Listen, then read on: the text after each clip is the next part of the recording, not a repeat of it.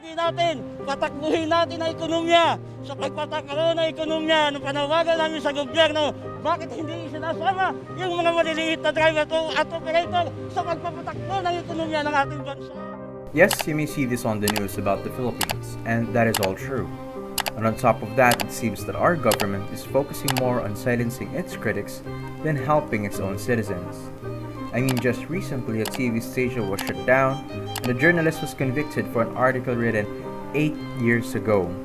With all that happening in an alarmingly incompetent government, it seems that all hope is lost. But the truth is, it is just one part of a bigger picture. But for now, all we have to do is cling to hope.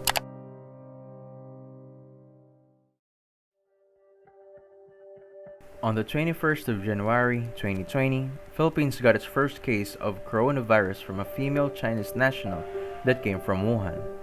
She survived the ordeal, however, her companion wasn't that lucky. He died on the 2nd of February, the first death recorded in the country and outside of China. The third case was confirmed 3 days after the first death. Meanwhile, a lot of citizens are already demanding for a travel ban to and from China. And this was the response from our government. Alam mo, kung hindi natin kaya itong ng idioto na corona ito, hinahanap ko yung gusto kong sampalin ang Not very reassuring, does it? Since the start of the quarantine, there are millions of Filipinos whose lives are changed forever. To some, it is a death sentence.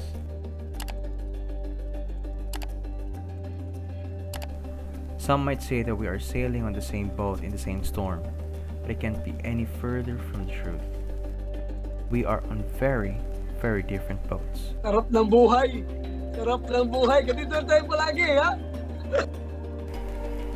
That's from one of our senators, by the way.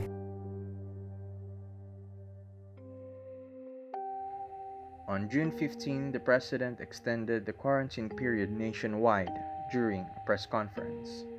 However, while discussing the future of the students during the new normal, he said, We will try to come up with something in the next few days. Maybe before the end of the week, I would be able to look for the money. Wala na tayong pera ngayon. I would look for the money. This actually angered a lot of citizens because a few months ago, a string of loans were approved amounting to $3.5 billion or equivalent to 177.5 billion pesos. As we speak, Philippines is in debt with a total of 8.7 trillion pesos, making each Filipino 80,000 pesos in debt. Just for perspective, a lot of us has an annual income of only 100,000 pesos per year. We are already hanging by the skin of our teeth, and there are already whispers that we are just a few notches away from having a full-blown revolution. This could be seen as the government is urging the president to sign the anti-terror bill that will suppress any subversion by arresting people without due process but by just mere suspicion of being a terrorist.